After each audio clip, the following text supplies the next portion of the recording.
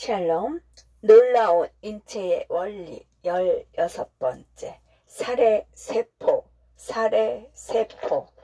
바이러스는 항체의 손길이 미치지 않는 세포 속에 숨어서 복제한다. 이때 바이러스에 감염된 체세포를 찾아내고 파괴하여 바이러스 공장을 닫는 일은 살해 T세포라고 불리는 T세포 특공 부대의 몫이다. 늘 말썽에 대비하고 있는 살해 T세포와 도움 T세포는 피와 림프에 담겨 몸을 순찰하다가 어느 조직이 감염의 징후를 보이면 그곳으로 침투한다. 바이러스의 숙주가 된 체세포의 세포막에는 바이러스 항원이 붙어 있다. 마냥 지나가던 살해 T세포가 여기에 맞는 수용체를 갖고 있다면 이 현상을 비정상으로 인식하고 감염된 세포와 결합한다.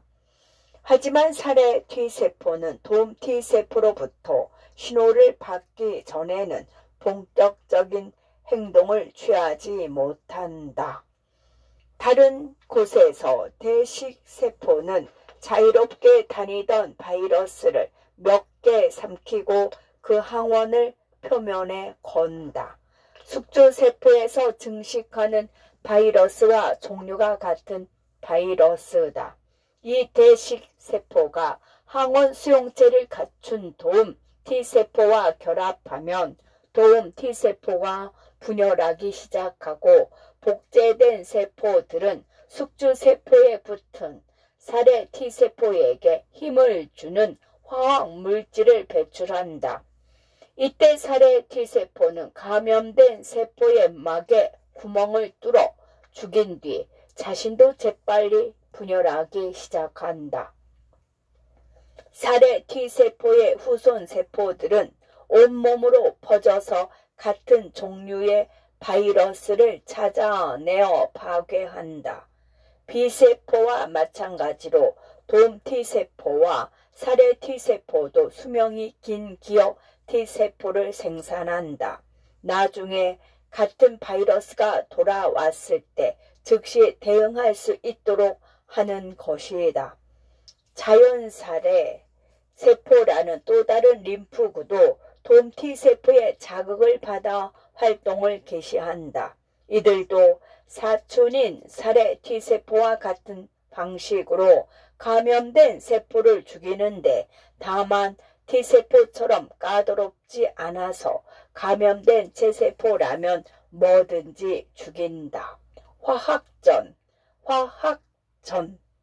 살해 T세포와 그 희생양이 될 세포가 단단히 결합하면 퍼포린이라는 물질을 과립 형태로 담고 있던 막 주머니가 살해 T세포의 막과 결합하여 내용물을 세포 사이 공간으로 뱉어낸다. 살해 T세포는 떨어져 나와서 다른 감염된 세포를 찾아 나서고 퍼포린은 감염된 세포의 막에 구멍을 뚫는다. 그러면 물이 세포로 밀려 들어가고 세포는 부풀어 올라 찢어져 죽는다. 약해진 방어선. B세포와 살해 T세포를 활성화하는 도움 T세포는 가히 면역계의 막후 세력이라 할 만하다. 그러나 안타깝게도 도움 T세포도 무적은 아니다. 가장 큰 적수는 사람 면역 결핍 바이러스, 즉 NIV다. NIV는 피, 정액, 질, 분비물, 젖 등을 통해 몸으로 들어와서 도움 T세포에 들러붙고 그 세포막과 결합한 뒤 제 RNA와 단백질을 도움 T세포의 세포질로 뱉어낸다. HIV와 RNA는 잽싸게 이중나선 DNA로 전환된 뒤 핵으로 들어가서 도움 T세포의 DNA에 붙는다. 이렇게 삽입된 DNA의 유전자가 mRNA로 복사되고 그 mRNA는 세포질로 나가서 바이러스 단백질로 번역된다. 삽입된 DNA는 또 주형 틀로 작용해서 바이러스 RNA를 복사한다. 이 RNA가 새로 생긴 단백질과 함께 포장되면 수천 개의 새 HIV 바이러스가 탄생한다. 새 바이러스는 다른 돔 T세포를 감염시키려고 떠나면서 뒤에 남은 숙주를 파괴한다. HIV에 대한 인체의 첫 대응은 돔 T세포 생산을 늘리는 것이다. 하지만 몇 년이나 공격을 받고 나면 돔 T세포가 교체되는 속도보다 죽는 속도가 빨라진다. 돔 T세포의 수가 일정 수준 아래로 떨어지면 면역계는 더는 공격을 받아내지 못한다. 사람은 다양한 종류의 감염의 무방비 상태가 된다. 이것이 후천 면역 결핍증 후군이다. 에이즈이다. HIV 감염에 대한 치료약은 아직 없지만 HIV 복제 과정의 여러 단계를 방해하여 바이러스가 인체를 압도하지 못하게 하는 약은 만들어졌다. 그 덕분에 감염자도 오래 살 수 있게 되었다. 해로운 빛. 인체의 건강을 위협하는 것은 병원체만이 아니다. 환경이 가하는 위협은 수없이 많다. 햇빛과 함께 오지만 우리 눈에 보이지 않는 자외선도 그중 하나다.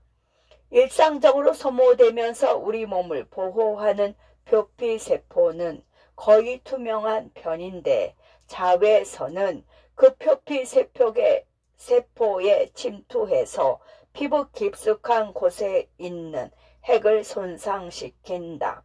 당연히 우리 몸은 위험을 줄이기 위해 대책을 몇 가지 갖고 있다. 표피 바닥에는 거미처럼 생긴 멜라닌 색소가 있다. 멜라닌 세포는 멜라닌이라는 흑갈색 색소를 만드는데 이 색의 혈관에 분홍색이 조금 섞여서 피부색을 낸다. 더 중요한 점은 멜라닌이 자외선을 흡수한다는 사실이다.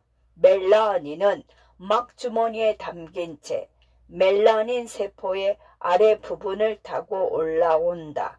그 후 막이 터지고 흘러나온 멜라닌은 주변 표피세포에 흡수되어 세포 윗부분에 축적된다.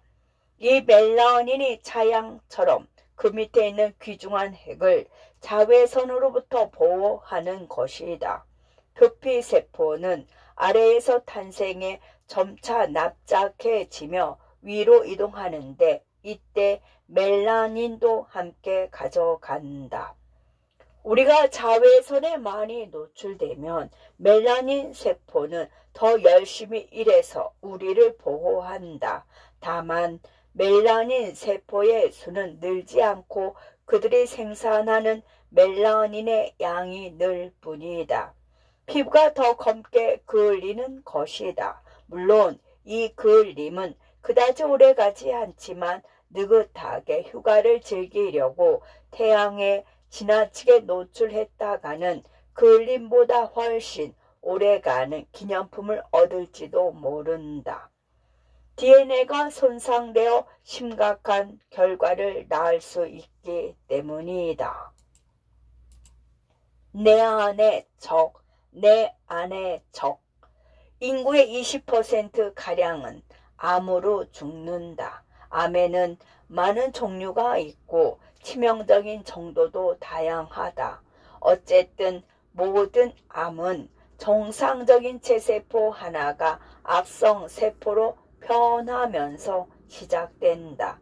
지킬 박사와 하이드 같은 이런 전환은 세포의 DNA의 이상한 변화, 즉 돌연 변이가 생긴 결과다. 인체가 나이를 먹을수록 돌연 변이는 축적된다. 돌연 변이를 일으키는 요인은 다채롭다. 예를 들면 햇빛, 몇몇 바이러스, 바람, 화학물질 등이 있다. 암세포는 표면에 비정상적인 표질을 갖고 있기 때문에 보통의 경우에는 이물질로 파악되어 문제를 일으킬 겨를도 없이 살해 T세포나 자연 살해 세포에게 파괴당한다. 하지만 면역계의 감시를 빠져나가는 세포도 있다. 종양 형성. 햇볕에 지나치게 오래 노출된 탓이든 자발적인 변화 탓이든 멜라닌 세포는 갑자기 규칙을 어기기 시작했다. 세포의 분열과 성장을 통제하던 유전자에 돌연 변이가 일어나는 바람에 세포가 그칠 줄 모르고 계속 증식해도 내버려 두게 되었다. 그 결과 악성 종양이 자라는데 이 경우에는 피부암의 일종인 흑색 종이다. 종양이 진피로 밀고 들어가는 동안 악성세포 몇 개가 떨어져 나와 모세 림프관과 혈관으로 들어간다. 림프절로 들어간 악성세포는 그곳에 숨어 증식한다. 새로운 장소로 원래 있던 피부 종양에서 탈출한 악성세포는 혈관을 타고 다른 조직으로 간다. 흑색종 세포는 모세혈관 벽을 탈출하여 아무런 경계도 취하지 않은 조직으로 들어간다. 일단 조직에 들어가면 세포는 신속하게 분열해서 2차 종양을 형성한다. 오래지 않아 이 치명적인 침입자는 몸의 많은 부분을 잠식해 버릴 것이다. 과민 반응. 면역계는 뛰어난 방어자다. 하지만 가끔 지나치게 반응할 때가 있다. 어떤 사람들의 면역계는 전혀 해롭지 않은 외부 물질에 대해서도 공격 반응을 일으킨다. 알레르기라고 하는 이런 과민 반응은 불편하고 위험할 수도 있다. 요즘 갈수록 흔해지는 천식은 공기 속 입자에 대해 알레르기 반응이 일어난 것일 때가 많다. 꽃가루든 곰팡이 포자든 애완동물의 털이든 아무튼 공기 중의 입자가 호흡계의 여과 장치에 걸리지 않고 몸에 들어와서 기도 조직의 대식세포에게 잡아먹힌다. 대식세포는 세포막에 그 입자를 붙인 뒤 그것이 마치 항원인 양 돔 T세포에게 전달한다. 평범한 사람의 돔 T세포는 그 입자들이 작고 무의미하다고 판단하여 무시한다. 하지만 천식 환자의 경우에는 그것들이 알레르기 항원으로 기능하여 알레르기 반응을 일으킨다. 그러면 돔 T세포가 활성화되어 B세포를 자극하고 B세포는 형질세포로 증식하여 항체를 만든다. 항체는 기관지나 새 기관지 벽에 있는 비만세포 표면에 붙는다. 이 사람은 이제 알레르기 항원에 민감해져서 언제든 반응할 태세가 되었다. 민감해진 사람의 몸으로 다시 알레르기 항원이 흡입되어 들어오면 항원은 비만세포 표면에 있는 항체와 결합한다. 공격을 받았다고 착각한 비만세포는 히스타민 같은 화학물질을 내놓아 염증 반응을 일으킨다. 기관지와 새기관지의 혈관이 확장되어 색이 붉어지고 모세혈관에서 색이 새어 나와 점막이 붙는다. 내막세포와 샘이 끈적한 점액을 기도에 지나치게 많이 흘린다. 기관지와 새기관지 벽을 나선형으로 휘감은 민문이 근육이 수축하여 기관지를 좁힌다. 사람은 숨을 새끈덕 거리게 되고 가슴이 답답해지고 호흡이 가빠진다. 기도가 너무 갑자기 좁아져서 공황 상태를 일으키는 경우도 있다. 미리 대비하고 무장하기. 어떤 병원체가 처음 몸에 들어오면 면역계는 기습을 당하는 셈이다. 그 병원체에게 도전받은 경험이 없는 B세포가 적을 향한 1차 반응을 일으켜 항체를 내놓기까지는 며칠이 걸린다. 그동안 우리는 감염 증상을 경험할 것이다. 그런데 다음번에 같은 병원체가 들어오면 적을 똑똑하게 기억하는 면역계는 이미 준비를 마치고 기다리는 상태다. 2차 반응이 신속하게 병원체를 공격하고 병원체는 휘청댄다. 이럴 때 우리는 감염 증상도 겪지 않는다. 하지만 일이 늘 잘 풀리는 것은 아니다. 유달리 치명적인 병원체는 엄청난 속도로 위세를 떨치는데 면역계의 1차 반응은 그에 대응하기에는 너무 느리고 힘이 부족하다. 특히 어린이나 10대가 취약하다. 몇십 년 전만 해도 홍역이나 백일해 같은 감염성 질병으로 개발도상국 아이들이 많이 죽었다. 다행히 요즘은 예방접종 덕분에 그런 위협은 옛말이 되었다. 예방접종 즉 백신 주사는 병원체에 대한 면역계의 2차 반응이 최초의 대응처럼 훨씬 빠르고 강력하다는 점을 기발하게 이용한 것이다.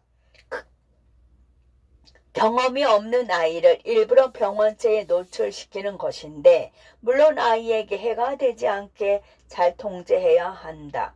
백신은 약화되거나 죽은 병원체가 담긴 액체다. 문제의 항원을 담고 있지만 실제로 병을 일으키진 못한다. 백신은 진피아래나 골격근에 주사한다. 약한 병원체는 림프에 실려 림프절로 운반되고 그곳에서 그 항원을 겪어본 적이 없는 B세포에 눈에 띄어 결합한다. B세포는 돔 T세포의 자극을 받아 활성화한 뒤 왕성하게 형질세포를 만들고 형질세포는 항체를 생산한다. B세포가 활성화되면 제일 중요한 기어 B세포도 만들어진다. 이제 면역계는 혹시라도 진짜 병원체가 침투할 때에 대비해 준비를 마쳤다. 미리 경고를 받으면 미리 무장할 수 있는 것이다. 샬롬.